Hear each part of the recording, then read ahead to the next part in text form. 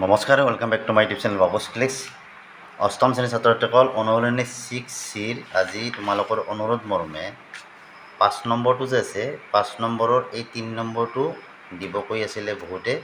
তো আজি 3 নম্বৰটো দিবলৈ ওলাইছোঁ। বাকী এই চেপ্টাৰৰ ভিডিঅ' আগতে দিয়া আছে, যদি কোনোবাই চোৱা নাই তেতিয়াহ'লে ভিডিঅ' ডেছক্ৰিপশ্যনত তাৰ লিংকটো পাবা, তাত গৈ তোমালোকে বাকী ভিডিঅ'খিনি চাব পাৰিবা। তো আহা আজিৰ ভিডিঅ'টো আমি আৰম্ভ কৰোঁ।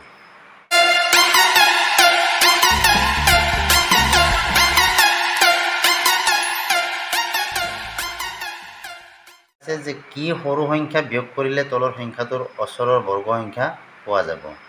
বৰ্গমূলটো উলিয়াব দিছে।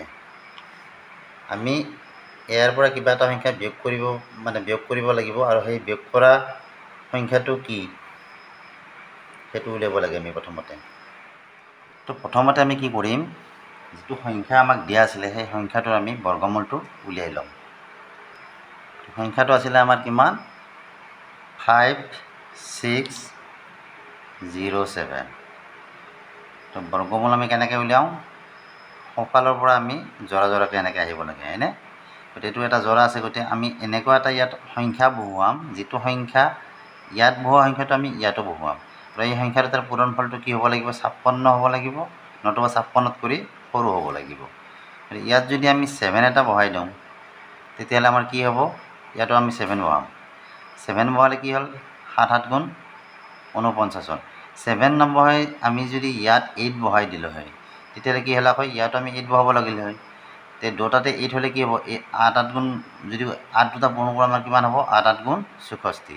64টো আমাৰ কি হয়, 56 কৰি ডাঙৰ হয়।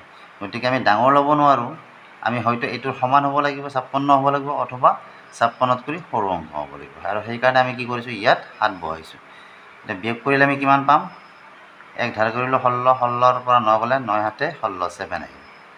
আকৌ ইয়াত কি আছে, এই জৰাটো যে আছিলে এই জৰাটো নামি আহিব। এতিয়া কি হয়, ইয়াৰ দুগুণ লোৱা হয়। ইয়াৰ দুগুণ হ'লে কি হ'ব, ইয়াৰ লগত যদি 2 এটা পূৰণ কৰি দিয়া কিমান হ'ব, 7 দুগুণ 14, ইয়াৰ দুগুণটো হ'ল 14। আৰু ইয়াত সেই আগৰটোৰ নিচিনা এনেকুৱা এটা অংক বহুৱাব লাগিব, যিটো অংক বহুৱালে সেই অংকটোৰ লগত ইয়াৰ যিটো অংক ইয়াতো বহিব, সেই দুটাৰ পূৰণফল, এইখিনিৰ পূৰণফল তাৰমানে কি হ'ব লাগিব, 7 7ৰ সমান বা 7 7 কৰি অলপ সৰু। গতিকে ইয়াত আমি 4 এটা বহাই দিলোঁ, আৰু ইয়াতো আমি এটা 4 বহাই দিলোঁ। কি হ'ব, 4 4 গুণ 16 6, 4 4 গুণ 16, 7 1 17, আৰু কি হ'ল 4 গুণ 4 1 5 হ'ল।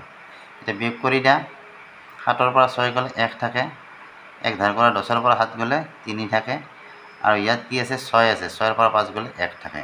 তো 131 পালোঁ। তাৰমানে আমি এই যে 131টো পালোঁ, এইখিনি হৈছে আমাৰ কি, এই যিটো বৰ্গমূল ওলাইছিলে ইয়াতকৈ এইখিনি বেছি, অৰ্থাৎ এইখিনি নাথাকিলে কি হয়, এই সংখ্যাটো আমাৰ বৰ্গমূল ওলায়। বুজি পাইছানে?